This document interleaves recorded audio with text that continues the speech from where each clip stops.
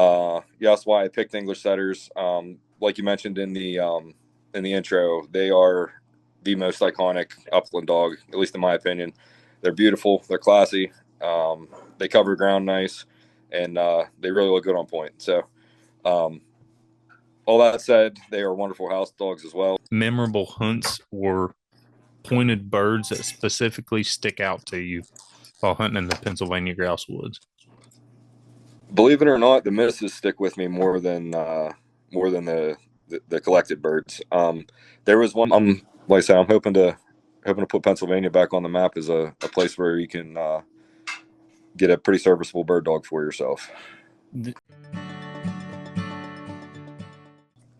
Welcome back to the Feather and Field podcast, where we explore the wild birds, working dogs, and deep pull of the uplands.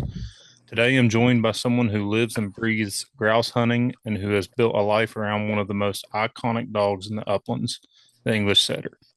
He runs a small, passionate kennel and spends every fall in the thick stuff chasing roughs.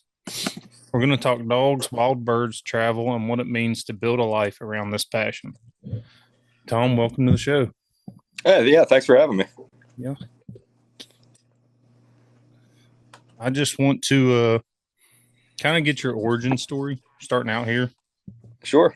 How you got started with bird dogs and upland hunting and kind of why you chose the English setter as your bird Yeah, dog. sure. So I did hunt when I was younger, mainly big game, deer, turkey. That's what is most available in our area.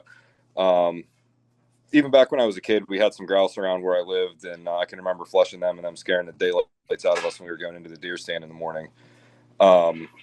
So eventually went away to college. That all sort of died down a little bit. I actually didn't plan on hunting again until I got bird dogs. The way into bird dogs for me was actually through fly fishing. Interesting. There's a few flies that I tie that I use grouse feathers for, and I was resorting to picking up roadkill birds in the spring whenever they were drumming and plucking some feathers. So I had some flies to tie with, or some feathers to tie with. So everyone kept saying like, I can get you feathers, I can get you feathers, and that just never happened. So I thought, okay, well, we're doing it. So I got an English setter from a local breeder here. And 6 months later, I got another. So it didn't take long for me to get bit by the bug.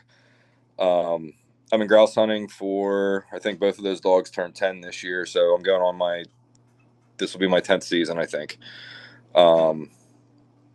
It's been great. So, yeah, that's why I picked English setters. Like you mentioned in the intro, they are the most iconic upland dog, at least in my opinion. They're beautiful, they're classy, they cover ground nice, and they really look good on point. So, all that said, they are wonderful house dogs as well. They're my pets here at home. Cuddle up with me at night when we go to bed. They're just amazing animals. The on-off switch is unbelievable. I know that there can be some that are wound tight just like any other breed, but for sure. for the most part, my dogs basically count as furniture when we get home. They just lay around. So in the field, they really kick it up and turn it on. But like they're like I said, they're great family dogs. I have a few little kids, and they're great with them as well. So thumbs up all around for the English setter. Yeah, that was a big thing for me as well because sometimes I debate on my next dog being a wire hair pointer. I can't do short hair because every short hair I've seen has just been just balls to the wall all the time. Yeah. And on off switch was a big thing. And that's kind of why I keep coming back to the setter along with everything else you said. I mean, watching one around the field is just a lot. They just look so good. Yeah, they cover ground really nice. Yeah.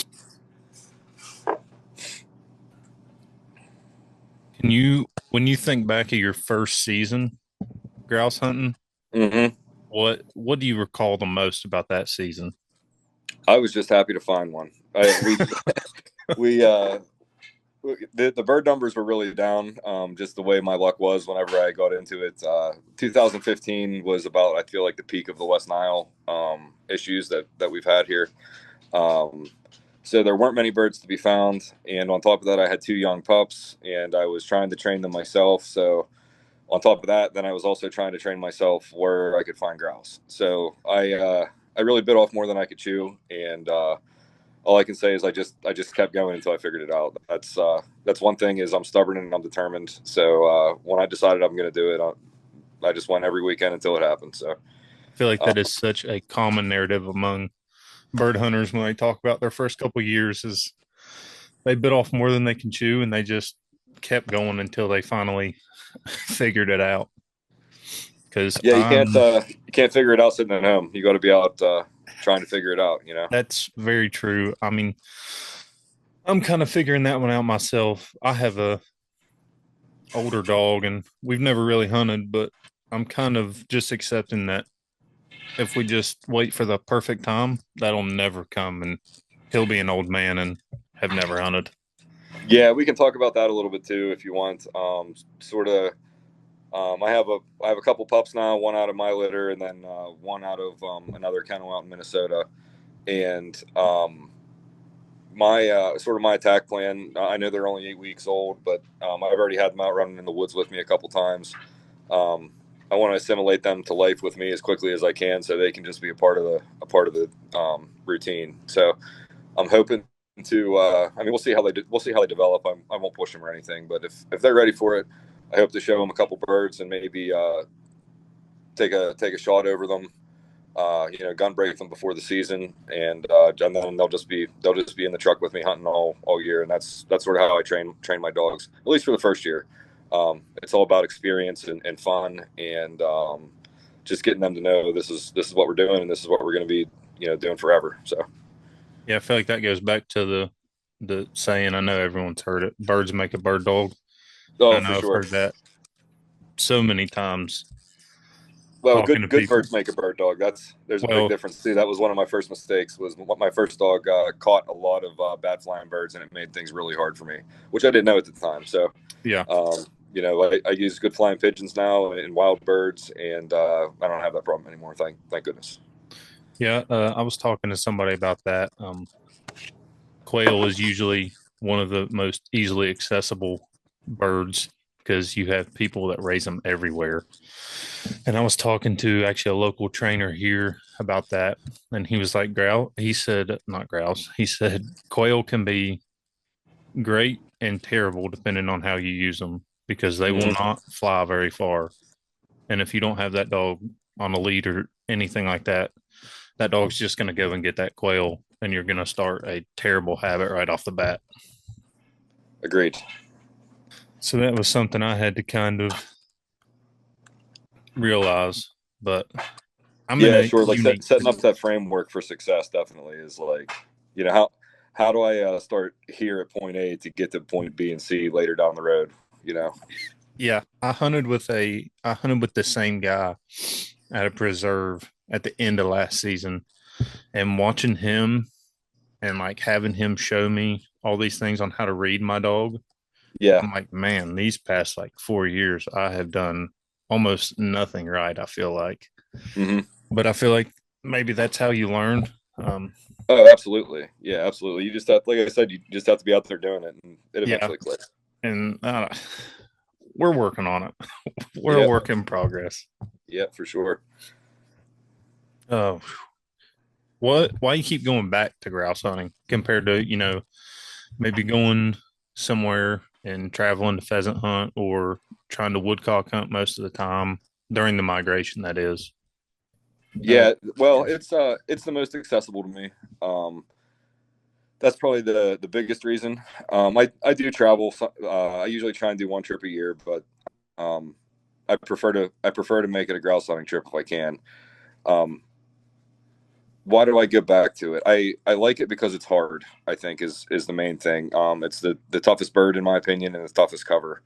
Your dog has to handle them, or else you don't even get to see them. So, um, I really like the challenge of it, and once you get onto it, there's definitely some patterns. That get you in the game more often than not. So, um, it's unique in that you can um, sort of travel and the cover may look different, but as long as you're finding that stem density that they like, you're going to find birds. It doesn't matter what state you're in, whether you're in the Appalachians, whether you're in the Great Lakes, you just got to find that cover. Speaking on, since you brought up cover, what are you looking for? That is a huge question I've asked guys, and I feel like everyone is giving me a different but similar answer when it Yeah, comes so I to feel like grouse. it's also depends what you like, and where you find them. So each guy has their own different little recipe, I think. But um, I personally like something that they've clear cut. So Onyx, everyone knows about. It marks a bunch of the different cuts, different years, Oh and yeah, also tells you what type of cut it is. So not all cuts are created equal, even if they're the same year and the same type, depending on maybe what side of the hill they're on or how much sun they get. They could be two different stages of life and be the same age, if that makes sense. yeah, that's interesting because I never even took into factor, I guess, how much sunlight they're getting and how much weather Oh, and for sure. everything. Yeah. Like your cuts on the south side of the hill grow much quicker than they would on the north side because they get sun constantly. Yeah. So, um, but there's also what I call like natural covers, like creek bottoms and such that aren't man-made as much, and they just sort of exist. Beaver dams, things like Yeah. that, around the edges of that stuff, where all that nice young shrubs grow up in. Um, the in my preference, I like to hunt. Everyone talks about the mosaic, um, and where a bunch of different habitat types meet and diversity. So if I can find a young cut next to one that's like aging out, that's like the prime time. I always tell people if you're finding grouse in good grouse habitat, you're not killing many grouse because they're too hard to hit in that really thick cover. So um, I go for a little bit older cover sometimes, so at least you get some good shooting opportunities. Um, but that also gets you into a whole nother issue of running birds and needing some cover on the ground to hold those birds so you can get in on a pointed dog. Okay. I've heard now this has come from guys that are not grouse hunters. These are shed hunters, whitetail guys. I'm drawing a blank. It's not it's not rhododendron, but it looks mountain laurel. Yes, yeah, we have mountain laurel. I've heard guys say that those grouse love to get in mountain laurel later in the year, that is. Have you Yeah, found so that to as be true? generally, yes. Will I hunt them in there? No. It's just too hard to get through. Yeah. So as the things die off, and that's why grouse hunting gets better sort of as the fall goes on. Like as the cover dies off, it concentrates the birds into places where they actually can hide. So if you think about the forest, by the end of winter, it's pretty bare. Yeah, yeah. Maybe the only thick spots are those raspberry canes. Well, if I'm running in the winter and it looks like that, you best believe I'm going by those raspberry canes because there's not many places for them to hide anymore. You know what I Yeah. mean? Like Okay. it concentrates them down and takes away a lot of their hiding spots. Mountain laurel stays green all year, so they can get Yeah. under that, and it grows up off the ground a little bit, like maybe 6 inches to a foot, where they Mhm. can run around underneath it. But you or I going through there is not even. No, Yeah, it's like the I've had a Amazon couple dogs on rainforest. point in there, and I was about ready to give it up because man, is that tough to move around. I've heard so many guys say that they hear them in there, they hear them running around, and that was always my thought was like, how would you even manage Yeah, trying to that's get one of a those bird out of things. there? They're there, but if you want to shoot one, go somewhere else. You're going to waste your time chasing a running bird underneath that stuff, and yeah, you may get some flushes and stuff, but you can have just as productive hunting elsewhere. Is Yeah. the way I see it. Yeah. Now, have you, as you've already said, when it comes to how you find the birds, I'm assuming that you're just a boots on the ground, get in there and find them type of guy. Yeah. So um, I do e-scout a lot. So I'll go. Um, I guess when grouse season comes, I generally don't go to a cover that I don't know that there's birds in.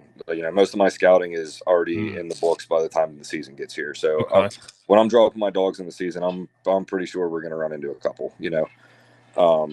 But yeah, the actual scouting part, like this time of year, we have some rattlesnakes up where I go, so I'll probably wait a little bit longer. Maybe into September or hit the places where there's not snakes.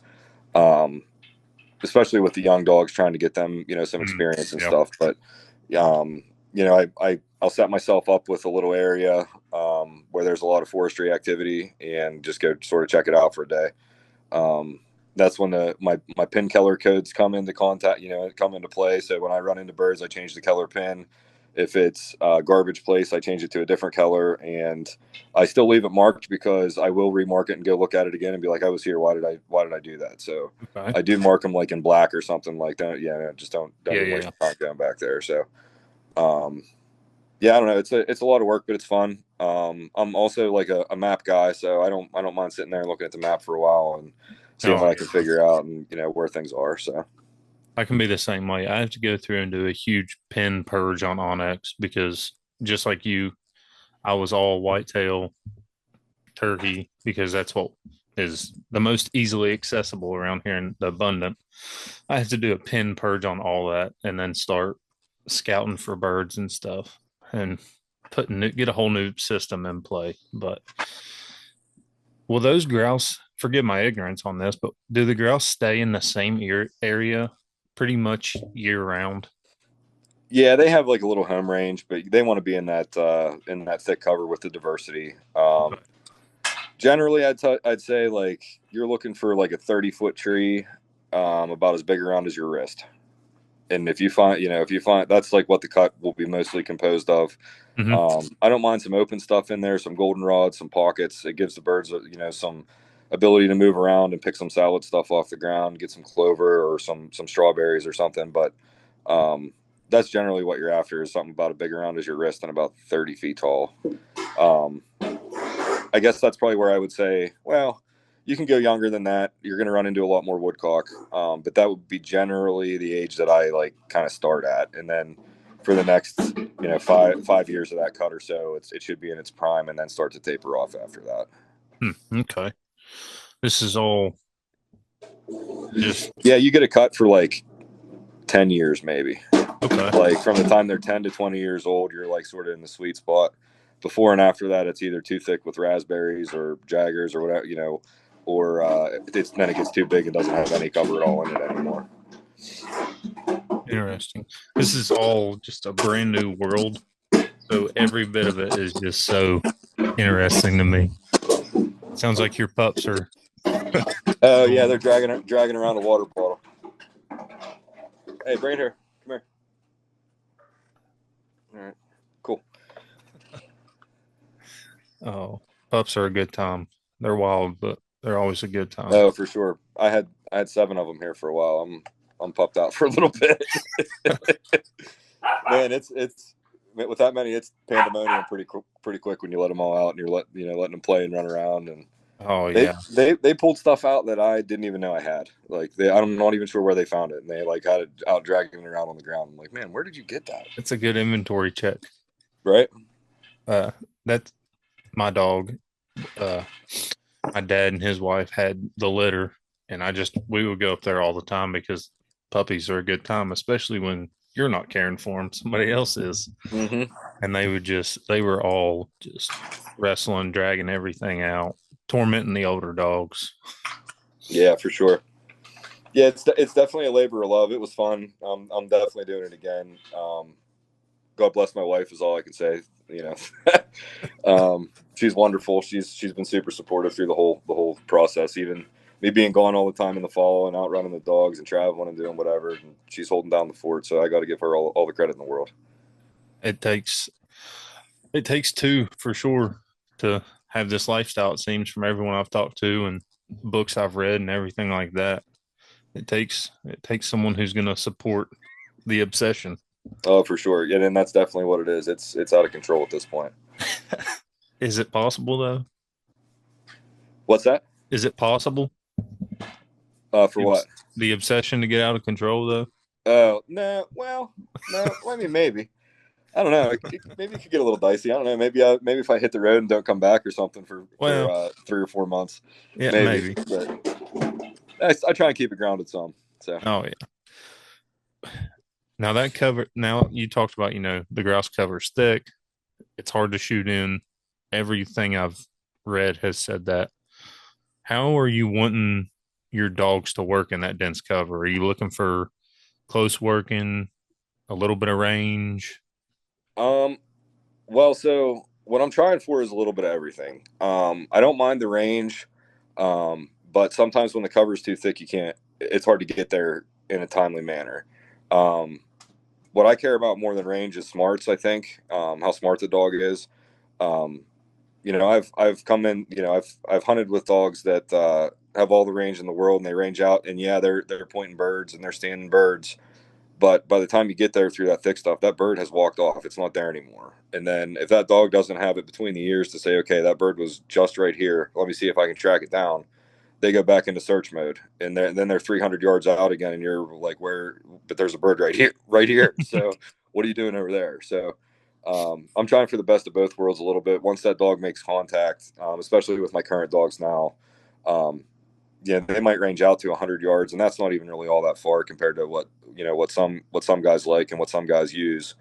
But once they make contact, we're flushing that bird. If it walks off, they'll track it down and pin it against a down tree or something. Like once that point happens, and it's and we're pretty sure there's a bird there. We're gonna see that bird. So it's cool because they range out, and then once you get up there, if they have to relocate or whatever, you get to sort of watch it all happen, and it all happens at your feet. So, in my opinion, I sort of think I have the best of both worlds. You release that dog to relocate, and then it turns a 150-yard match into a 15-yard match. So it's pretty cool, pretty cool to see. So I've heard the term specifically in English setters, like a tracking dog and then like your traditional dog. Mm-hmm. Are your dogs kind of like a mix, kind of the best of both? Yeah, I would say my 3-year-old now is a hybrid of that.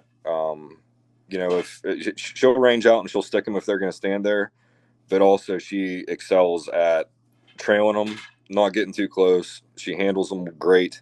Like I say, she usually what usually happens is if the bird runs, she'll trail it and run it up into something where it can't go anymore, and then that's where she sticks it. And usually you get layup shots. It's usually That's my awesome. shooting that fails, not her. Not her bird handling. It's usually me going, man, that was too easy. I had too much time. And then that's when she turns and gives you the dirty look. Oh, for sure. Are you Yeah. serious, boss? Last year we were out in Kansas, and I texted my buddy back here. She was only 2, I think, and she had pointed a little covey of prairie chickens for me, and I whiffed badly. And I was texting my buddy, and I said, "Hey, man, this dog she's something else, but I can't hit a bird." And he said, "You better hurry up and shoot one for her before she stays there with somebody else." And I'm like, "Yeah, that's about the look she gave me too. Like, you got to be kidding me." So, I did get my act together, and we got a nice big meal before we came home. But it was quite the experience with a young pup for sure. Um, do you have any memorable hunts or pointed birds that specifically stick out to you while hunting in the Pennsylvania grouse woods? Believe it or not, the misses stick with me more than the collected birds. There was one last year. Just the dog work was outstanding. This bird was somewhere where it really shouldn't have been. We sort of came through a little bit of a cut, but it wasn't that thick. It wasn't that heavily. It was the stem density wasn't all that high in all those places, and there were some breaks and some roads in it and stuff. And we got out to the very edge. It was on the edge of a power line and sort of like a gas pad well, and there was only 3 or 4 big trees left, and she snapped around and pointed, and I thought, you got to be kidding me. But okay, I'll bite. I'll play along. Yeah. And she pinned a giant male grouse against this tree, and I probably only took 3 steps before the bird flushed, and it was, like I said, it was a big grouse. Flew right over top of me, and did not. I had a misfire on my gun, and then by the time I got my second barrel around it, it was way too far out of range. But Oh, that was definitely one that she was looking at me too, like, dude, what are you doing? What are you doing? always trust your dog. Oh, for sure. If they say it's there, you put all that time and effort in, you at least owe it to go and look. Yeah. That's the last time you want to be lazy is when your dog is standing there, like, go, go. That's what you're asking them to do, man. Get down there and see what's going on. I learned a hard lesson with that. I mean, obviously, we've just hunted preserves, but I did have a lesson of trust your dog. And it's a lot harder when you have a dog that's never really hunted, so you don't know, should I Oh, sure. trust you or You need to build that trust for sure. yeah. Yeah. He was on point and he's very iffy on his nose. He's on point, and I'm just sitting there looking at him, and I'm like, we were chasing a bird that we saw fly, and I'm like, man, I don't know. You've been wrong before, Yeah. but he definitely proved me wrong on that one. So Yeah. Just about the time you don't go and look is whenever it bites you. So yeah, I was. I always make it a point, even if I am whooped tired and late and feeling like I don't want to go down and feeling lazy, or even if it's down over a cliff, I'm like, man, they're standing there. I got to go. Yeah, Got to go. yeah. He was pointed, and I tried to kind of tell him to come on, and he just gave me that side eye look, and I was like, Oh, yeah. all right, Yeah. I'll come over here. And that's when the bird about scared me out of my skin when it come flushing out. I want to get into your kennel a little bit Okay. because it's so interesting to me. Just anybody who has an actual like breeds dog specific for hunting, because I have a backyard bred dog, but we don't have to get into all of that. Okay. Yeah, so I mean, truth be told, this is my first litter. I'm I put a lot of time and research and work into what I wanted to do with my kennel when I got it started. So these are going to be my foundation dogs that I have now. Um, Pennsylvania used to have an incredible, rich um, history and culture surrounding bird dogs, grouse dogs specifically, grouse hunting. I mean, it's still here, but just not like it was. It was just so robust, and I'm hoping to sort of bring that back with with my dogs. Um, I think I've gone out and found some of the best of what there is, and I'm really looking forward to see how these pups turn out here the next couple years. Um, yeah, so I'm like I say, I'm hoping to put Pennsylvania back on the map as a place where you can get a pretty serviceable bird dog for yourself. That's awesome because you read about everywhere. Like Pennsylvania is one of those states that when you read in the books of the history of English setters, bird dogs, grouse hunting, Pennsylvania's in there. Mm-hmm. And I mean, it's everywhere. And I feel like a lot of not a lot of them, but I feel like some of these eastern states have kind of fallen off as the years have went on. And maybe that's due to timbering not being as prevalent and everything like Yeah, that. and honestly, it could be to loss of some hunters too. That's true. A lot of people say there are no more grouse in Pennsylvania. Well, I mean there are. They're not like they used to be, and you also have to go look for them. So if you're not Yeah. doing those, if you're not doing those things, of course you're not going to see any. Yeah. Um, so I don't know. Maybe some of the culture has died off elsewhere too. It's hard to say. Um, all of those states up and down the east, I'm sure have their pockets of birds. I have friends that hunt in a lot of those places, and they do find them. Um, it's just not like it is in the upper lake states. You just have to sort of temper Oh, your yeah. expectations, and yeah, if you know where to look, you're going to find some. Um, yeah, I don't know. It's I think it's making a comeback, so I want to be a part of that for sure. Yeah. And that's honestly, it's awesome to hear. And since you just kind of started your kennel, this is going to be honestly a little bit more interesting. And just asked this that I feel like it was kind of already answered, but what like caliber kind of dogs are you specifically looking to produce out of your kennel?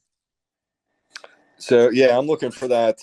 I'm looking to make a grouse hunting dog. So it's a foot hunting dog that can range when needed, but also can shorten up in the thick cover. Um, I think, like I said earlier, it's more important their smarts and what's between their ears to me than than some of those other intangible things, I guess, that people talk about, the range and the nose and some of that type of stuff. Yeah, their nose has to be smoking hot, and yeah, they have to have a good nose, but it's more important what they do with the information when they collect it. You know what I mean? So Yeah. is Yeah. that bird standing there? Has it moved? Is this scent still hot? What am I going to do to give us the best odds of seeing this bird and getting a shot at it? I Yeah. like super cooperative dogs, easy handling dogs. I don't talk a lot while I'm hunting. I don't yell at them a whole lot while I'm hunting. It's pretty easy going and quiet. I just sort of keep her collected and keep them with me and keep them headed in the same direction as me. And like I said, they have the nose and the brains. I'm just along for the ride. So go ahead and find them, and I'll come down and see if I can knock them down for you. Yeah. Okay. Yeah. And I feel like I feel like that's such a concern when I've talked to people is like when they hear that a kennel breeds grouse hunting dogs, that and I mean, I was just as guilty of this. They're afraid that like you couldn't take that dog out on the prairie and hunt chickens or pheasant or quail. And I feel like that is a misconception. Yeah, I would say if, especially for bird handling, if you have a grouse dog, you can pretty much go hunt whatever you want, and you're gonna be all right. Just for the bird handling alone, they shorten up in the woods, but once they get out and there's not any cover, they will range too. So, I know I mentioned out in Kansas, it would be nothing to have them out at 200 or 300 yards and see them go on point and walk in on that point, and it's pretty cool to watch that too. So, um, Oh, that's awesome. yeah, I like a little bit of adaptability, I guess. They I don't want them to be afraid to stretch it out. They got to be bold. Yeah. But at the same time, once we make contact, where you going, man? It's right. The game's right here now. So yeah, Yeah. stay with me now. So um, yeah, Yeah. I guess that's sort of the ultimate goal, um, for me anyway. Yeah. And I feel like a lot of people will resonate with that, what you want in a dog with a lot of other people. Everyone, I feel a lot of people have certain traits. Like I know chucker guys want a tight foot. Your quail or pheasant guys usually want a big ranging dog. Is there any traits that you're not going to compromise on when it comes to your breeding process? Like anything you want specifically in your dogs? Um, I like the. I mean, I guess no. I want an athletic dog. I want a dog that can run. I want a nice gait. Those are some Hmm. things that I think just come along with it. Um, I do like the look of the like the field setters and the trial setters with the high head and the high tail. Okay. Yeah. So if I and the other thing that I'm really looking for is the smaller size. My female, I'm not sure what she's at right now because she just had that litter, but like last year in hunting season, she was 32 pounds. Like that's a pretty little English Yeah. setter That's for awesome. most people. Yeah. So her and the reason I like that is her endurance is unbelievable. She can go for days on end without wearing herself out. She doesn't beat herself up in the brush. She's not constantly pounding on her joints and wearing herself out. It's just a lot easier to move that little sleek body through the cover. Oh, So yeah. I'd say she's really nimble. yeah, yeah. So I'm looking to sort of keep that smaller than average setter size, and I know that some people sort of stick their nose up to that, but for me and for what I do, it's wonderful. They're she's a great little house dog. She's basically a lap dog at 32 pounds. I mean, you know what I mean? So Yeah. like, Yeah. um, in my opinion, you can't beat it. So I'm hoping to keep my females in the 30s and 40s, the males in the 40s, mid to high 40s, low 50s. Yeah. Um, and that's what I bred to. The male that I bred to was out of Michigan, the Stewarts, Al and Chris Stewart. Al was the upland bird biologist up there for years, and he's Hmm. maintained this line of English setters for like 50 years. So they are outstanding grouse hunting dogs. I've hunted over a few different generations of those dogs, and it's just I, I'm I feel like I'm blessed to sort of be in the situation that I'm in. Like I'm just tickled pink of how everything worked out. And like I said, the Stewarts were amazing. They were great to work with. It couldn't have gone any better. I'm really happy with where we're sitting right now. So um, a male went up the road to a friend of mine, so we'll have him in the stable here for later. And That's good. yeah, I'm sort of like I said, I've had this planned out for quite some time, and I'm really looking forward to putting the plan into motion. So one little step at a time. Oh yeah, you got to take it little by little. But that's awesome though. I know there's another guy in Michigan who breeds his setters really small. Paint River Llewellyn's Oh yeah, Kyle's his yep, first name, but I can't remember his last name. He breeds really small Llewellyn's like that too. That's I like a smaller dog. I've deb- I don't know. It's cool to see, you know, a big Ryman setter, but I would never have one because I don't want a horse tromping around that big. right.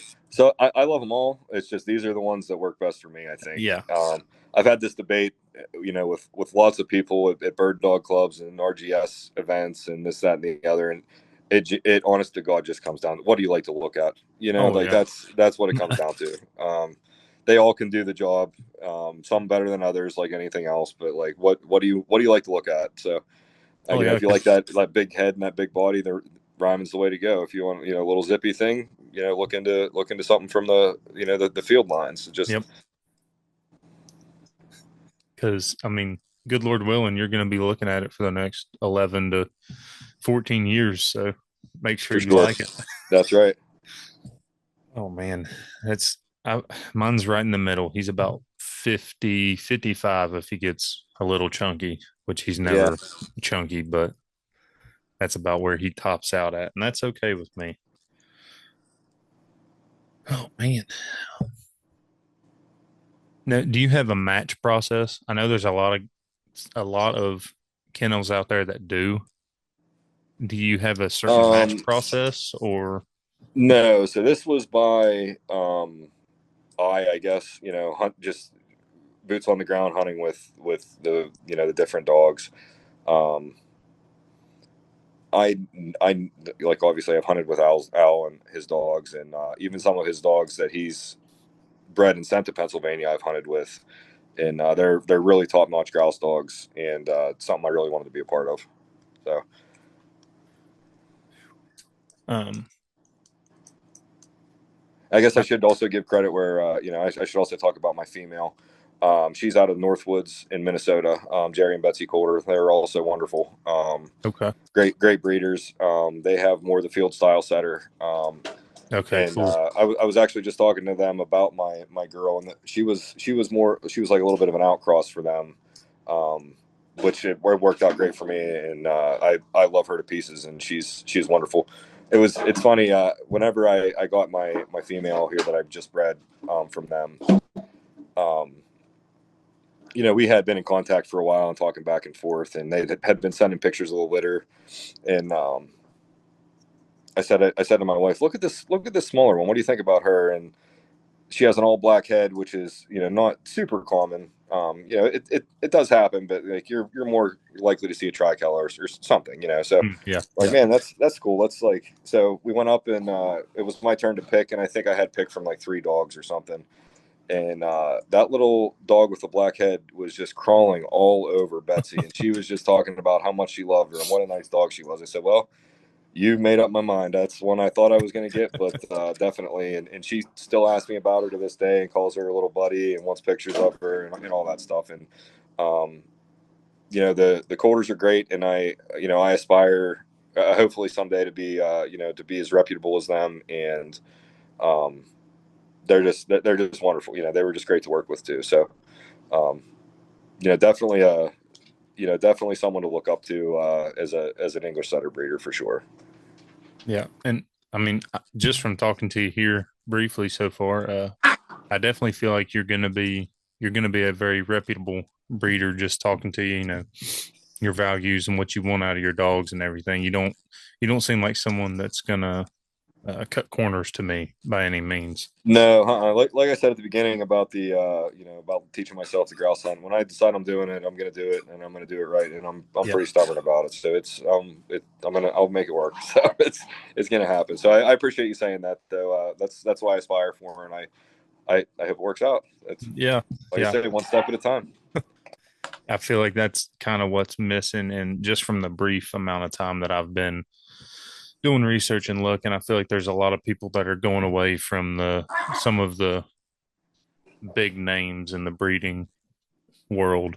Not going to get into any names I've heard or read or anything, but I feel like there's a lot of people that are going back to the smaller kennels because they're actually worried about the quality of the dogs. It's funny, like it's sort of like craft beer.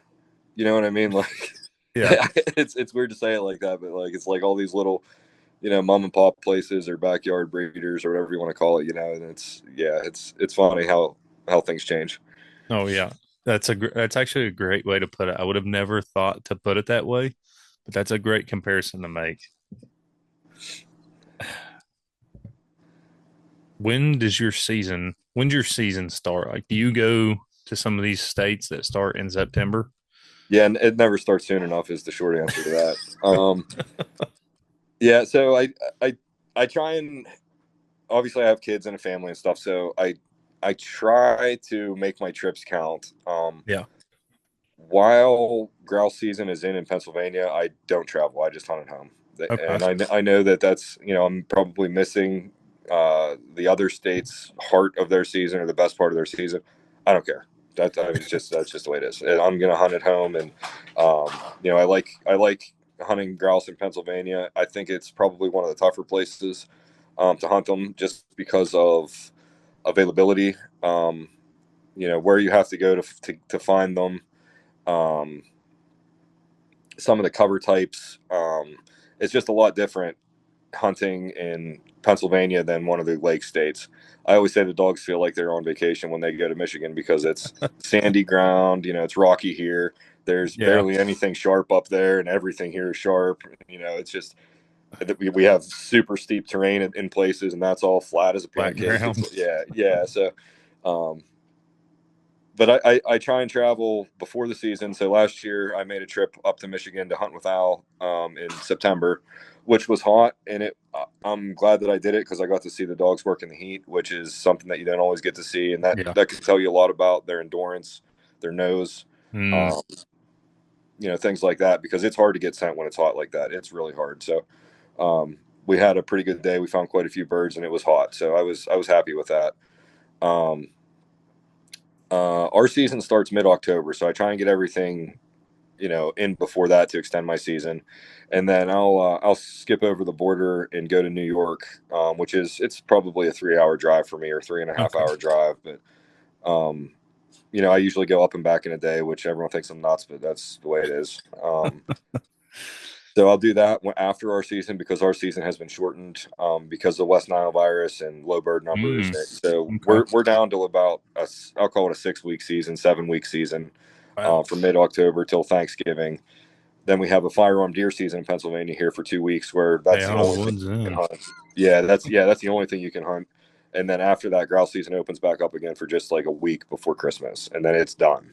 Wow. So, like I said, generally as as the winter goes on, they get a little bit easier to pick off and find because of the less cover and this and Hmm. that. But last year we got snowed out in New York pretty good. They got a lot of lake effect in that sort of southern tier that's accessible to me.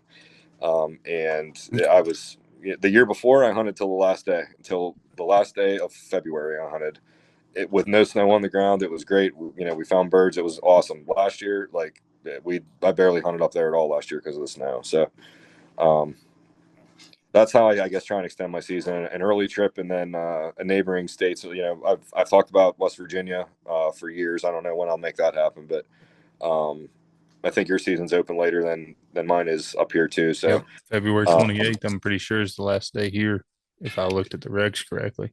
yeah. So I mean, I think it would probably be 4 or 5 hours to West Virginia grouse cover for me at least. Mm. Yeah. I think it'd be a pretty good haul. So it's just sort of where can I get more bang for my buck, and where can I, Oh, yeah. get back home to for the day to get back home to the kids and stuff. So Yep. um, all stuff to take into account, I guess. Oh, Two years absolutely. 2 years ago, we went to Kansas during. I know I mentioned that, but we went to Kansas during our firearm deer season when we couldn't hunt here. So Mm-hmm. I'm looking for any opportunity to keep putting the dogs on the ground and not go deer hunting. Yeah. I don't blame you. I went last year during the firearm season and I got lucky. I was the only gunshot that day. And that's all I heard. And as I was dragging the deer out, which I'll never drag another deer out. I'm over that now. Everyone was asking me where I was at, and I was like, just out there in the woods, man. Yeah. But I got lucky, and because I remember growing up having like my dad pulling us out of the woods because there were so many gunshots, and him like, Mhm. no, let's just get out of here. Yeah. How was that trip to Kansas actually? Because I've talked about going next year. Yeah, it was great. So we sort of stayed central, like in central Kansas. Yep, that's Um, exactly where. so we sort of had access depending on which way we went. If you drive an hour in any direction, you're either in prairie chicken country, you're in pheasant country, or you're in quail country. Yeah. So it was cool to sort of see the different habitats, and you can get onto it pretty quick. Like, okay, we're going to find pheasants here, or this looks more like a quail spot, or prairie Hmm. chicken country stands out like a sore thing. It's there's no trees really. It's just all short grass, and Okay. um, we hunted some weehaw land that was like people's cattle fields. Hmm. It was a cool experience. There's a ton of public land. You just have to look and get on Onyx and see where it's at. Um, I feel like we'd find maybe like 35 roosters a day. I mean, roughly. I don't know if that's a few Sounds good to coveys of me. quail. Yeah, I mean, for my first time there, I didn't care. Yeah. The dogs are having a good time. We got a few birds. It was a good trip. Um, Believe it or not, I like the quail shooting the most. I feel like it's because it's the most like rough grouse. Yeah, they're in like little patches of trees and stuff. Okay. And it's snap shooting and point and shoot, and it's not a whole lot of like, all right, let me lead this bird by 3 feet, and so it's a lot more instinctive, I guess. So um, I'm used to carrying a little 28 gauge at home, and I had to bump up to the big 12 gauge, and I felt like I was carrying a fence post with me.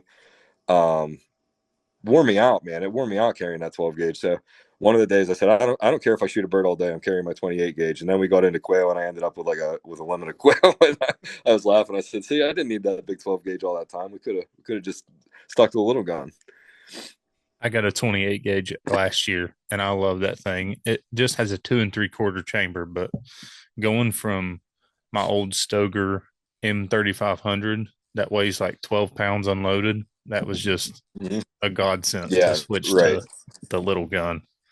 Because, Yeah, and I only shoot those. I only shoot 2 3/4 shells, and just like Winchester double A's. My uncle mhm, reloads, but I mean that's what he reloads them to, or just like regular 7.5 shot Winchester double A's.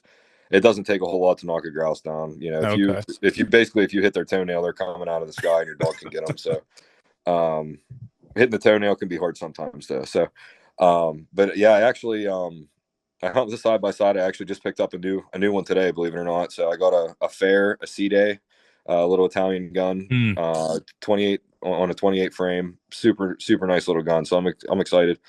The guys at the gun shop were sort of like, "Man, this thing's pretty nice." Yeah, it's a shame what it's going to look like next year. I'm sorry to tell you guys. They're like, "You wouldn't." I'm like, "Oh, I'm going to. I'm going to." I So bought it to use it, so that's what's yeah, going to that's happen. exactly right. It's not a showpiece by any No. means.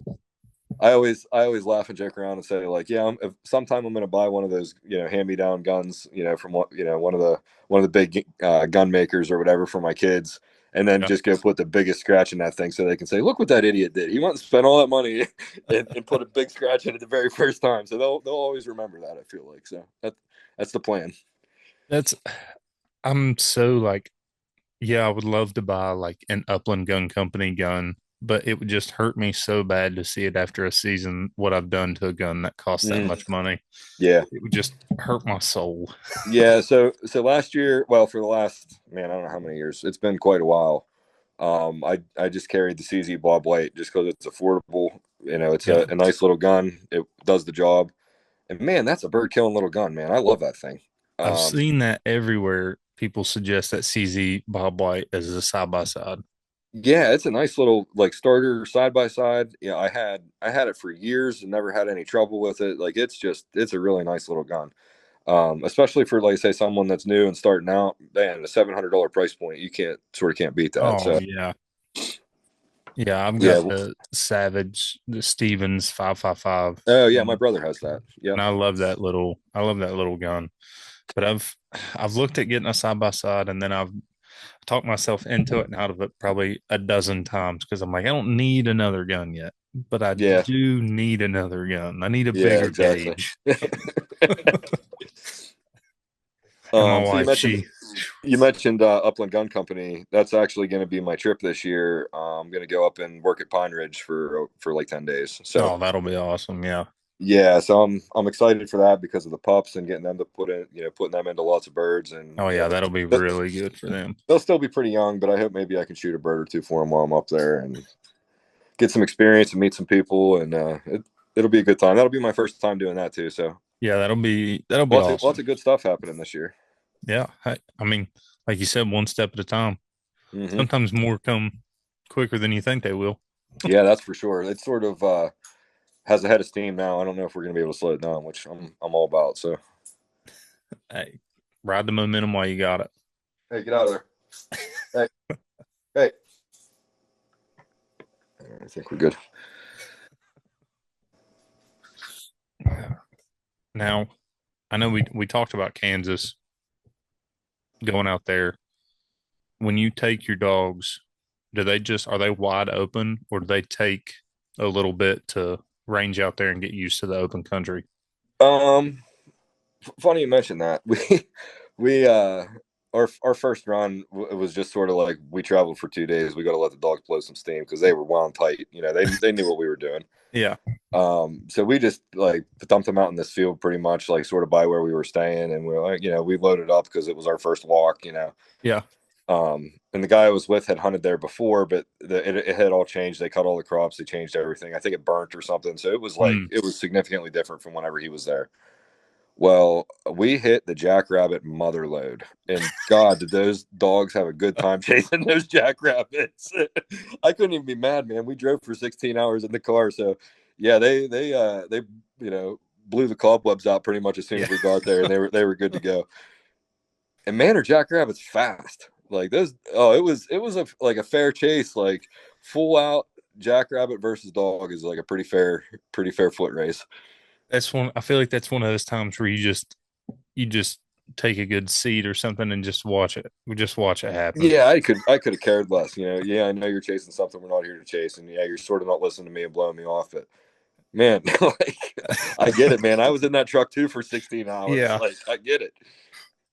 Yeah, I feel like that was something that I was so worried about was having my dog in the truck for 13, 14 hours. Like I just accepted the fact like he's not gonna listen for like the first half a day. I'm just gonna have to let him just run because Yeah, he's gonna be wound so tight.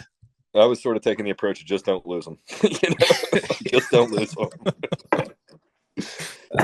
Just But just don't they run got it off. together pretty quick though. Once we like the next day, once we got into some bird cover, into some birds and stuff, they got their act together pretty quick. Oh man.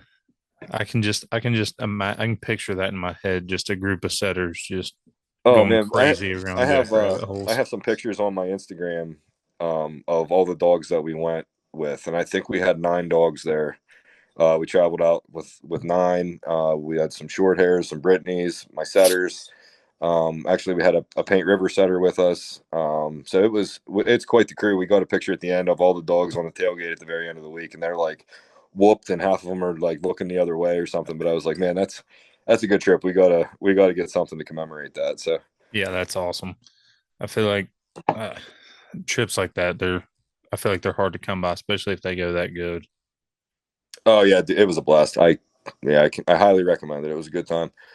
I mean, birds aside, it's cool to watch your dog run in that open country, and especially one of my older guys is out of sort of that trial line, that high head, high tail, and he's beautiful to watch. Oh, okay. Out at range, and when he stops, he stands like one of those statue setters that you see, and it's cool to watch him go. So unfortunately, they're 10, both my older guys, and they're on the retired side of things now. Mm, My one did something to his shoulder, and he'd have to have surgery. And I'm like, I'm not even putting him through that. He's 10 years old. Like, yeah. he Yeah. can retire. So, and then the other one, like 3 years ago, I think partially tore the ACL in his back Ooh. leg.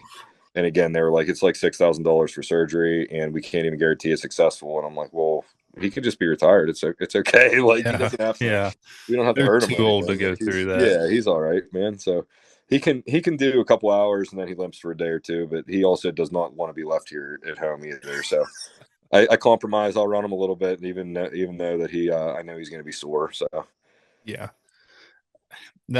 Ever since the first time I went hunting with my dog going out west, I always said, like, I want him to go out there and just watch him run the prairie one time. I don't care if we even shoot a bird. I don't care if we even see a bird. Like, I just want him to experience it one time, because just watching the dog work, I mean, that's really, I think, what got me so into it. Is I went with one of my good buddies. He has short hairs. He actually has Brock Frances, but I went with him, my dog, and my wife, his fiance, another boy, and watching his dog really was the only one that knew anything about anything.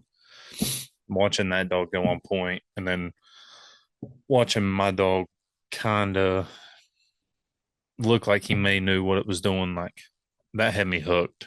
But mm-hmm. just it's taken so long for me to just get into it, because I feel like a lot of people have that same road bump or block. Is like, I don't I never had anyone in it. I never did it, and I just didn't know how to get into it. But that was a long roundabout thing to say that I want to take my dog to the prairie at least once. Yeah, and even like I said about traveling and stuff, I feel like I shied away from it whenever my guys were younger, because you want to be successful whenever you make that trip and you have that much investment and you took time off of work and all Oh that yeah. stuff.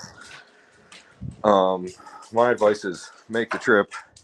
It helps your dog, especially if you're going to a place like the Upper Lake States for grouse, or if you're going to a place like Kansas that is high bird populations and they're all wild and your dog's not going to catch them, and it's nothing but good experience. Like, yeah, you may not, shoot 100 roosters, or if that's what you're after. I mean, I'm not sure, if you're ever going Do to a have tower one, hunt or but something, I guess.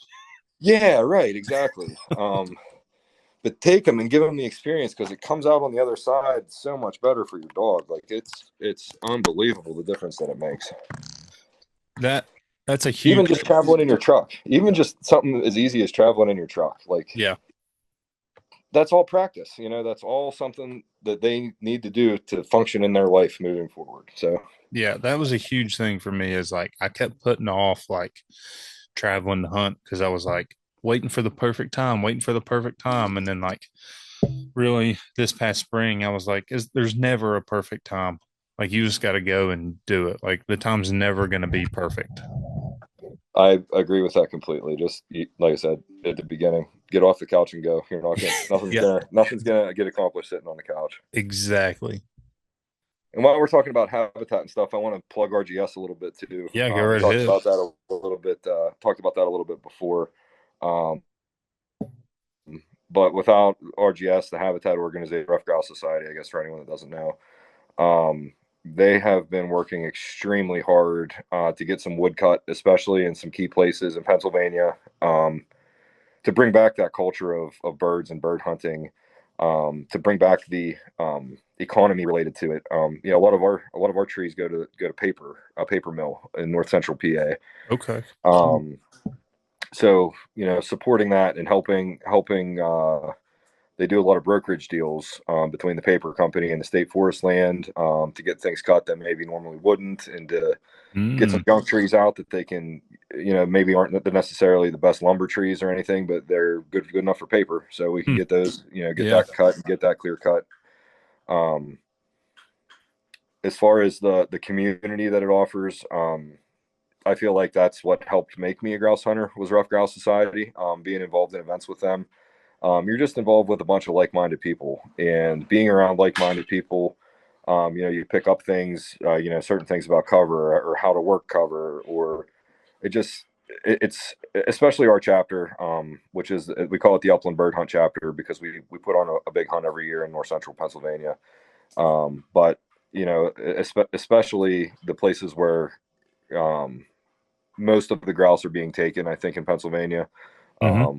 they have a very laser focus on making habitat. So I can't talk highly enough about the whole organization in general. Some of my best friends I met through there. I hunt with them all the time. I train dogs with them. It's a great little community. I highly recommend anyone that is looking to get into grouse hunting, find your local RGS chapter, get involved with them, even if it's something as easy as planting trees. Get out there and meet people and talk to people and be selfless, and it pays itself back tenfold. Like it's just one of those things. Like you just have to go. Um, I can't, like I said, I just can't speak highly enough about it. It's just a wonderful organization. Some of my best friends and great bird dog people. That's awesome. I'm glad that you talked about that. That's something I need to do is join my local chapter and get in touch with some of those guys so I can. Yeah, that's what I always said. Like whenever I was trying to figure out what I'm doing, like when I first got into it, there's got to be some easier way to make this happen.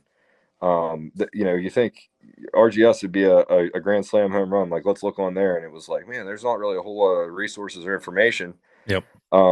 Which sort of actually led to another thing. I helped them, or at least our chapter, start a new little. This has been 5 years running, I think, but we call it the Future Hunter and Handler Day, and it's all people that want to be grouse hunters, whether you come from the pheasant fields or if it's your first dog or whatever. But we put on a little program. It sort of tells you how to use Onyx, what you can expect with a puppy over the first year, just all like the vital stuff that you need to know to get into the grouse woods.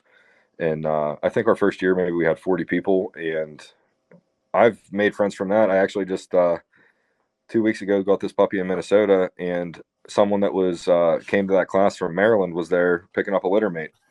And we're friends, and we Awesome. talk, like we text probably 2 or 3 times a week, and I haven't seen him in 5 years. It's like Yeah. it's crazy, just the connections that you make. Like I said, if you're just willing to put yourself out there a little bit, it pays itself back tenfold. It's just really something, really something. Yeah. That's awesome.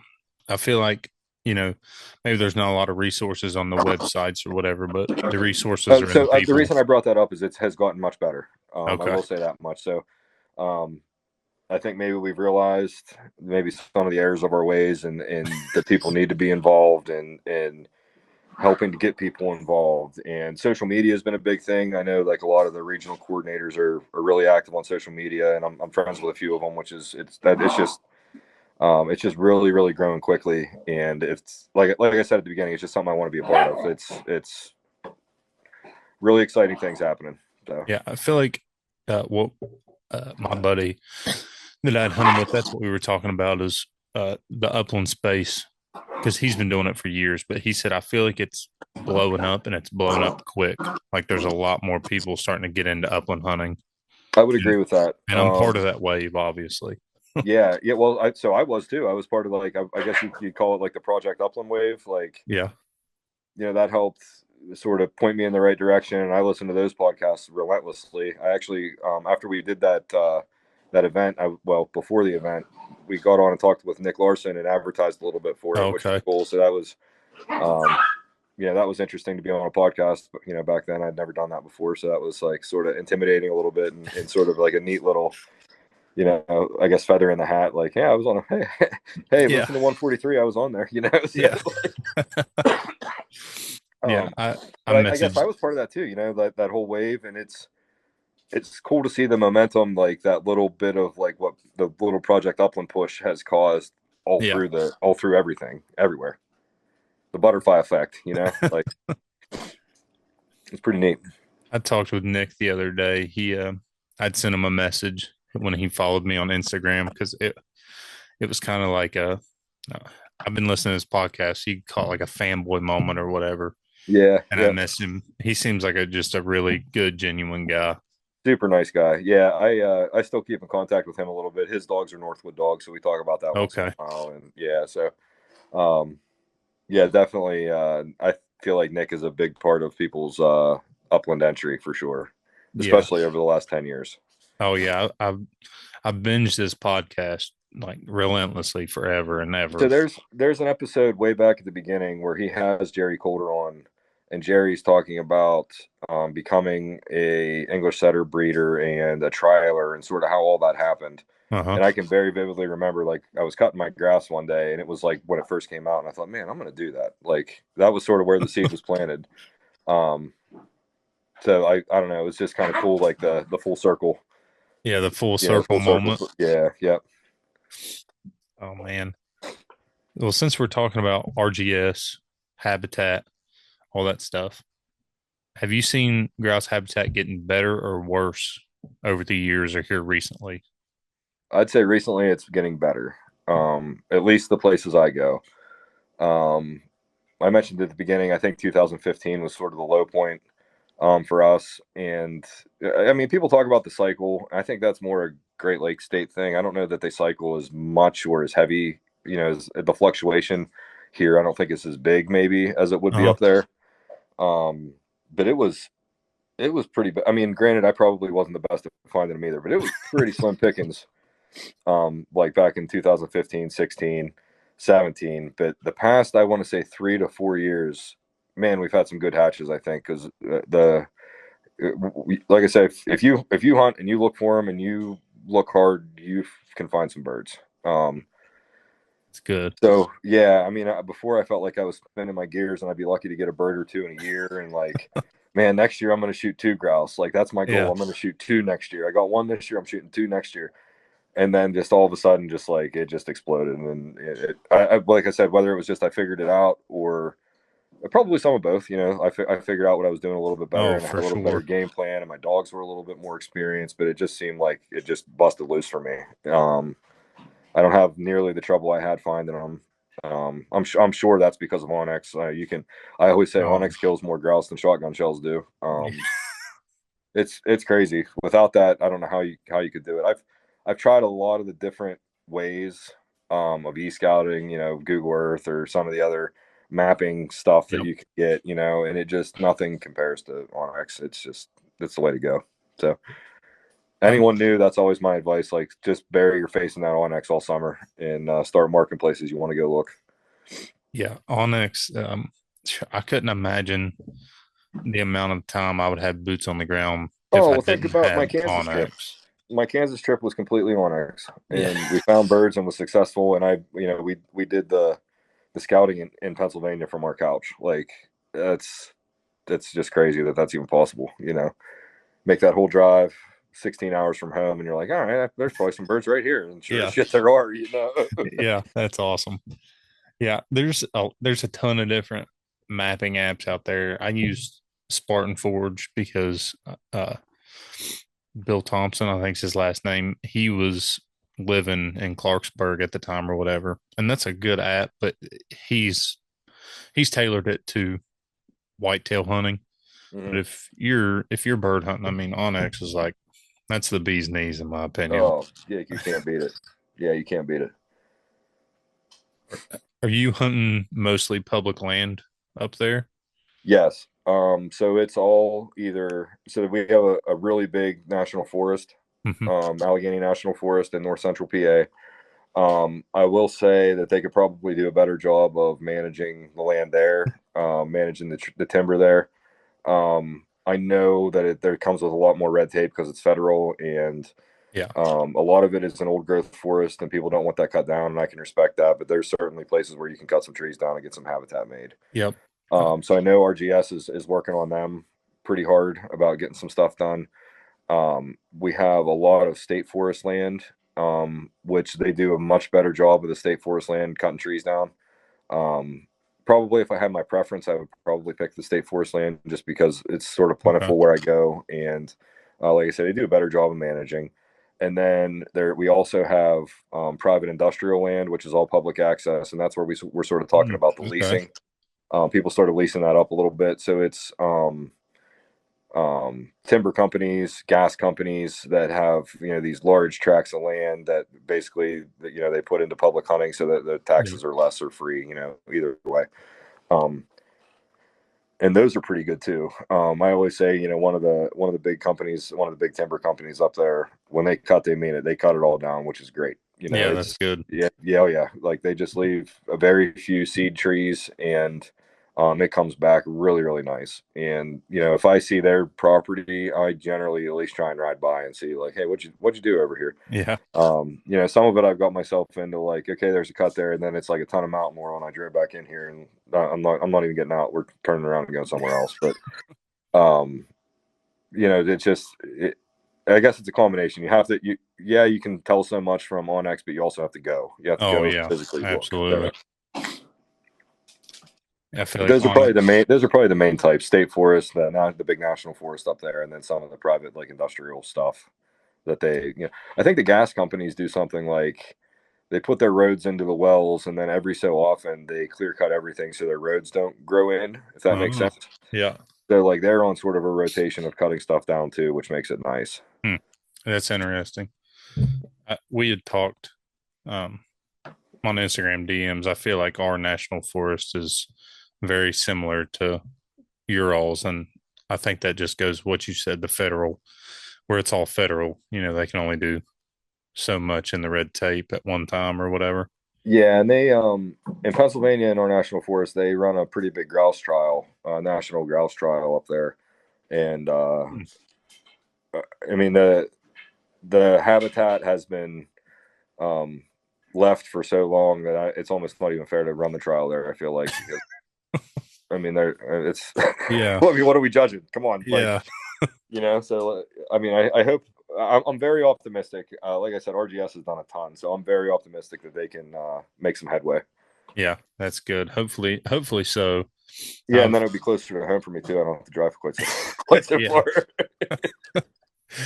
I Uh, could probably find a bird within maybe an hour of my house, but I would feel pretty bad shooting it. Like I'd have, yeah, there's just not that many. I'd have to go. I I feel comfortable an hour and a half or more, and there's enough that you can actually shoot one without feeling too terribly bad about it. yeah. I remember my grandpa. He would always talk about, he used to be able to walk behind his house and see two or three of them, and that made me think, like, man, if I ever saw one around here, I don't think I could gumption enough to shoot it. I've so I have a couple woodcock covers near my house, which and they're creek bottoms and things like that. And I often wonder to myself, like, if we pointed a grouse, would I shoot him? And I don't think there's just not enough. There's just not enough where I live, and I would really like more to be around. So I Yeah, think that I would. I think that I would not. yeah, Uh, just out of respect, like you've got it tough enough here. We don't even have habitat for you. I'm not going to shoot you because because it's a wide open shot because there's nowhere for you to hide. yeah, So, but I have heard stories about people that are within 10 minutes of me. Grouse getting up in their tree stand with them, and as recently as a few years ago. So there's a few around, but you'd be wasting. I feel like you're wasting your time looking for the couple that are, a couple that are there. Just make the drive and go somewhere where there's a few more. yeah. That was like my buddy. He was driving out his road, and he's not back in the sticks, but he's back far enough. And they were him and his wife were driving out through there, and they saw a bird, and it was up on a log. And she was like, "What was that?" And he knew what it was. It was a grouse, but he jumped out of the truck and went up there to try and get a better look at it to confirm his suspicions. And I thought that was really, really cool to be that close to us. And Oh, like you for sure. said, we're at like 700 foot of elevation here. So I don't know why they would hang around here as is. Yeah, I don't know. I may be 1,300 where I'm at or something. Um, so there's been a lot of studies about that too, and that we can get way down in the weeds about that. But the Pennsylvania Game Commission did a huge West Nile study. I'm not sure if you're familiar or not, but No, not at all. so it's pretty involved. So they harvested grouse eggs like in mating season. Uh huh. They'd take the whole nest, so the hen would re-nest because if there was like two left, they would hatch those two out and just raise a brood of two. So they took the Hmm. whole all the eggs, so they'd re-nest. They shipped them to I think Idaho maybe and had them incubated and hatched. Then from there they were sent to a lab in Colorado where they were inoculated with West Nile virus. Hmm. Um, the out of the ones that were inoculated with West Nile virus, I think 80 or 90% died like immediately, That's like crazy. dead. So um, what they found out was one certain mosquito carries West Nile virus, and generally they like lower elevation where it can be wet, mud puddle, like puddles especially, put like rut marks especially. Mm-hmm. Um, Okay. so they came up with this map, and you can find it online. It's called the GPS tool, and it's essentially like a topographical map of Pennsylvania that's color coded, where that mosquito doesn't exist over a certain elevation. So they've highlighted all that steep high elevation that drains well, and they've tried to target their cuts into those places so that way the birds don't have to contend with West Nile virus. Their habitat is already out of the range of where Huh. they would be exposed to it, which is cool. So Yeah, that's awesome. I've seen that in practice because some of the places that I are like, so right down the road from my friend's camp is one of those high elevation places. Um, so we just randomly picked a cut, and there were like birds all through it, and it's like, man, if it were that easy, like, what what have we been doing all this time? So Yeah, that's all. That's um, there's a really, definite really. correlation to it, and the like drumming counts and things like that, and in the spring. So I think we're doing all the right things. It's just a matter of giving them enough habitat where they can they can spread a little bit.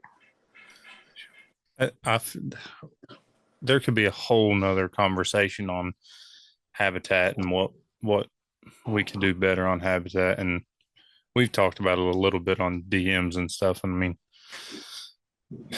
I I guess we can all say what we think would do better. You have obviously years and years more knowledge than I could ever imagine having right now, but I feel like people are doing the best they can in a lot of aspects, especially like you said, RGS. I've done I've read a lot of stuff on RGS, and I feel like they're a really, really good, reputable group for sure. We've talked about a lot. Um, what do you think, as hunters and dog handlers, we could do better? Oh, um,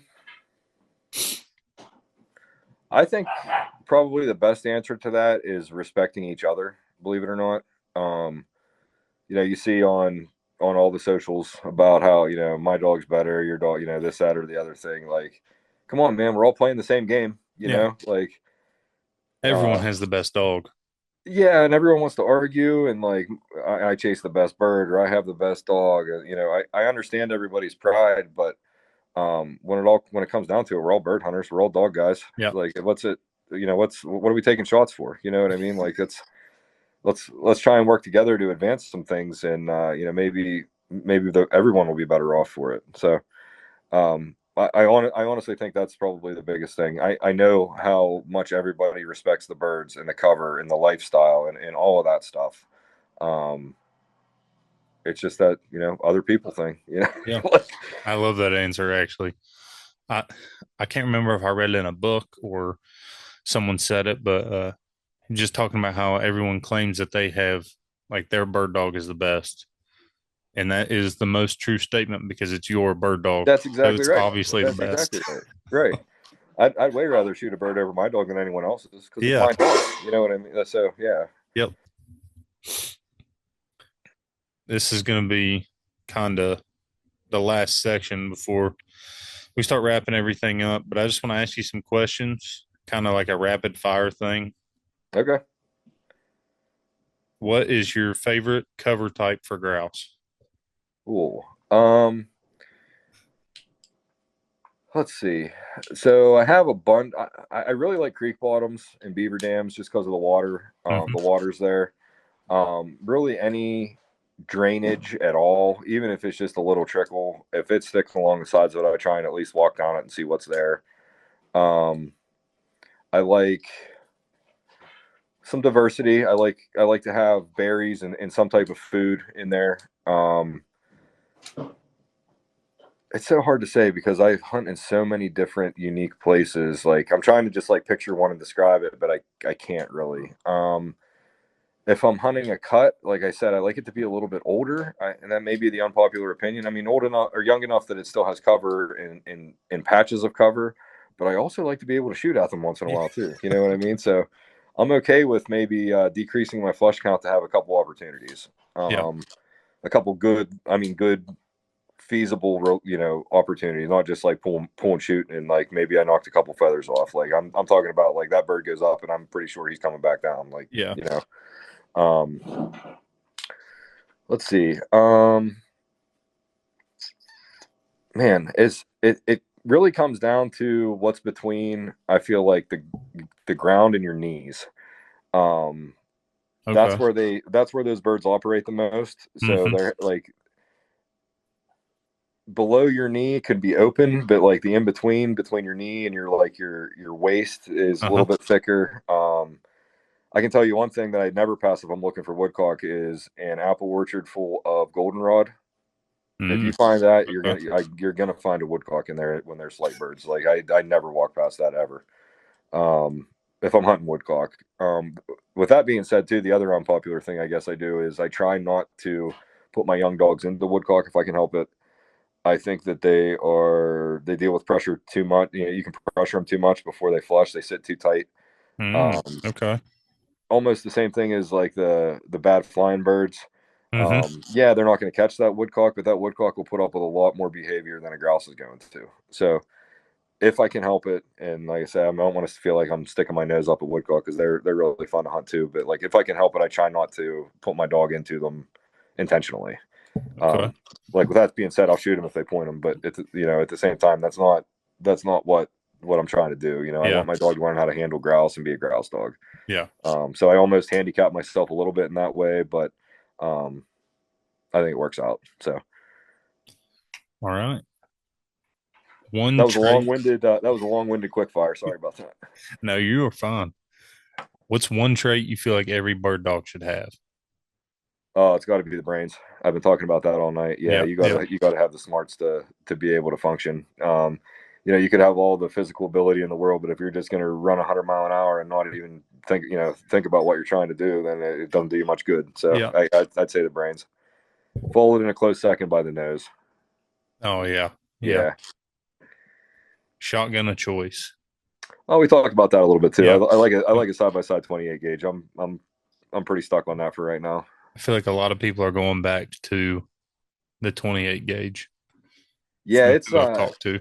the pattern is so nice. The pattern's like a 12, but it doesn't beat you up, and it's not heavy No, to no, carry not at in the all. grouse woods. And like I said, you don't have to have 3-inch shells to knock a grouse down.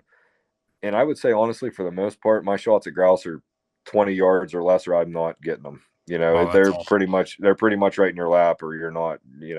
There's too much trees. Yeah. If they get any further than that, you can't see them anymore. Oh, man. I feel like, I mean, I say that's awesome, but yet again, a 15, 20 yard shot can be more difficult than a far shot. Sometimes, yeah, your pattern doesn't get to open up or anything. So yeah, Yeah. I mean, sometimes. So I always have open chokes in my gun. Okay. Obviously, like I said, because if they're more than 20 yards, I can't even see them anymore. So Yeah. That's a good little tidbit, actually, of information to have. What What's your favorite vest out of all the ones that you've went through, if you've went through more than one? I've gone through quite a few. So right now I'm running the Orvis Upland Pro, I think it's called, the Okay. strap vest. Um, but I have my arm twisted a little bit. I'm going to try the Final Rise Summit. So we'll see how it goes. I'm excited about it. It looks pretty nice. So Yeah. I generally like the strap vests. When I was younger, I used to wear like the Walmart small game vest or whatever it is, Okay. and yeah, Yeah. the pull down on your shoulders. And yeah, that's great when you're 12 and 13 years old. But I'm a little bigger now. I mean, I need something with a little more support. And that Orvis vest carries nice. Um, the one thing I would say would be a drawback to the Orvis vest, and I really like it too, but the pad on your shoulder screws up your gun mount sometimes. It's a little thick. Like if it could Yep. be thinner, it rests like right in that shoulder pocket where you're trying to shoulder your gun. So sometimes that can screw you up on your gun mount, which screws everything else up, as everybody knows. So um, I don't know. It's worked out good, but I know that I've missed birds before because of that. So Yeah. Uh, Mine has padding right there, and I've debated on going to the final rise, but I just have not talked myself into it. Maybe you can convince me later on when you Yeah, this is going to be my first year with it, so I'll be up in Pine Ridge with it. I'll put it through the ringer for you, and we'll see what happens. All right, that sounds good. Hopefully you don't convince me of it. I'm a pretty good salesman. I don't know. What's the most important lesson that a dog has ever taught you in the woods or out of the woods for that matter? A few, I think. Patience, especially as a dog trainer. Um, if you are emotional and upset, it's time to put your dog away. It's supposed to be fun. Like there's no sense in getting all bent out of shape about it. It always comes around. It's just a matter of patience. And then, like we talked about earlier, trust your dog. If they go on point, go see what they're pointing. I wish that first tidbit of information was something that someone would have told me when I first got my dog and tried to train him on my own was patience, because I lack patience and I've had to learn that. And I wish someone would have told me that when I first Oh started. yeah, like there were times where I came back from training my dog, and I just have like a state game area like 200 yards behind my house, so I have like the perfect Oh, that's training awesome. grounds. Yeah. Yeah, I have homing pigeons and stuff. So like I would come back, like I would go over 3 or 4 times a week, and there were times I can remember coming back, like, man, did I screw her up? Like, did I make like a vital error? And you just sort of stay the course, and it ends up working out. Basically, unless you make them gun shy, which that's my biggest fear is having a gun shy dog. Yeah. Anything other than that, I feel like I can work with. That gun shy thing is a whole nother beast, and that's a whole nother podcast in itself. How to fix that and what to do, but yeah, I think that's the patience is absolutely vital. Anyone can have a bad day, if Yeah. you're gonna get upset about, and also for everyone, it's supposed to be fun. So if you're not having fun, the dog's not having fun. What are we doing? Put your dog up for the day, take a break, blow off some steam, go do something else, and then come back to it whenever you're not quite so upset.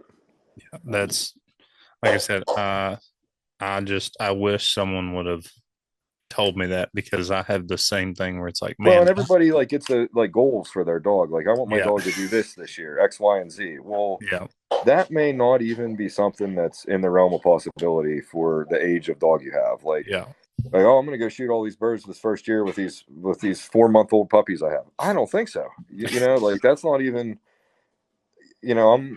My goals are to show them what birds are and to gun break them. I don't even know if that's going to happen before the season starts. It all just depends on how they act and how they react and how they develop and their personalities. And I'm pretty sure I got some pretty bold ones. I feel like I could maybe go out and shoot right now over them, but like yeah, I just don't want to take that risk. Like yep. I got their whole life ahead of them. Why would I do that? So That's another um, thing, is they're all like, you have to go at that dog's pace, not your pace. That was that's exactly another right. thing. Everything's individualized. You can't. The dog tells you, at least in my experience, when they're ready for the next step. If you try and push it and they're not ready for it, it doesn't work out and you end up frustrated. You just got to go with what they give you until they prove that they're ready for the next thing. Um, at least in steadiness, like so, if I can that dog points and I can at least walk up and touch my dog before it breaks and wants to go get that bird. We're Uh-huh. getting to the point where I feel like I can probably get you to stand there and let me walk ahead of you and and then just step it out from there. Then we're gonna stand until I shoot, and we're gonna stand until I tell you to go and get it, or whatever your process is. I don't make my dog stand like that. I'm good with them going on the shot. As long Yeah.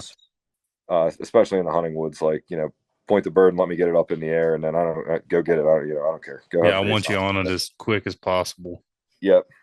Yep. That's kind of how I feel after trying to figure out what I want.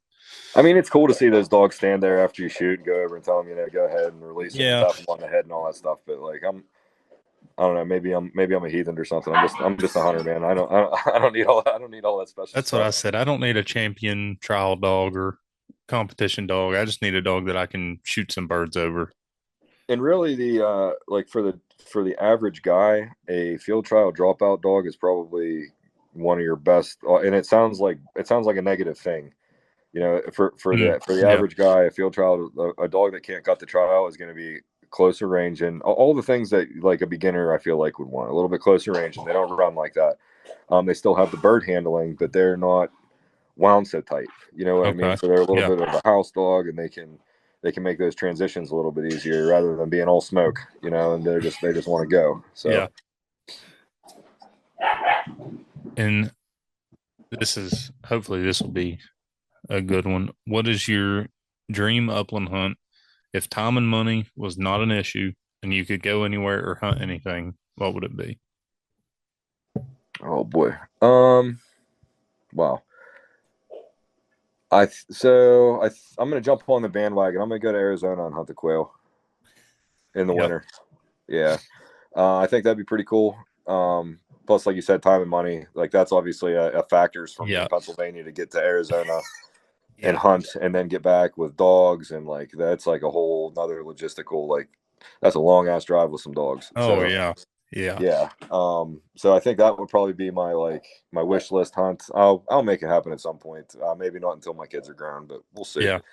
Um, but I have a hard time turning down any rough grouse hunt anywhere.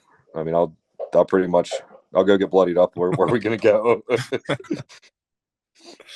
Oh man, that's all I've got. That was I'll have to I'll have to have you on here again because I know we've got multiple topics that I could pick your brain about. Habitat, dog training. There's Yeah, and that's the other thing is grouse hunters are so secretive. Man, is it hard to figure some stuff out? Like whenever you're first starting, yeah. like how do you like? It's hard to get a mentor or anyone to show you anything.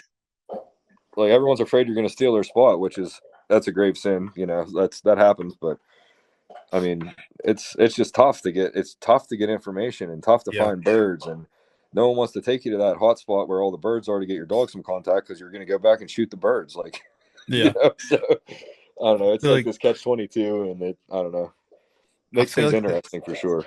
yeah, I feel like that's like how you have to start out any of your DMs or text messages, whatever, is like, hey, can you help me out? I don't want your specific spots. I Yeah, don't want right. your spots. Like, tell me what habitat to look for, what plants, what What sucks topography, is what. everyone's been burned enough times on that everyone's skeptical about it now Yeah, too. Like, you know, everyone says they don't want my spot, and then the next thing you know, you pull up in their trucks there, and you're like, man, I knew better. What I do that for?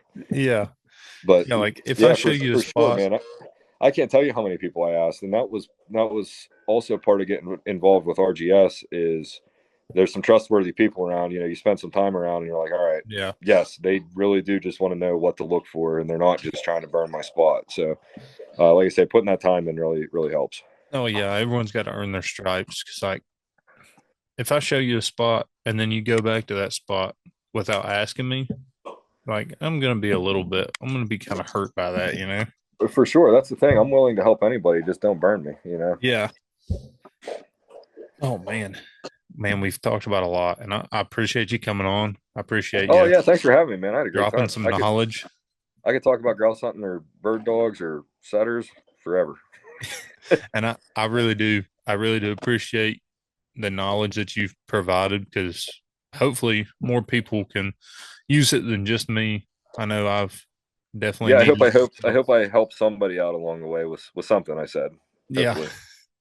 Um, well, since you are starting the kennel and you've got one litter on the ground, let people know where they can find Yeah, you. sure. If you want to check out the setters, look on Penn's Woods Setters, and that's with an underscore after Penn's Woods on Instagram.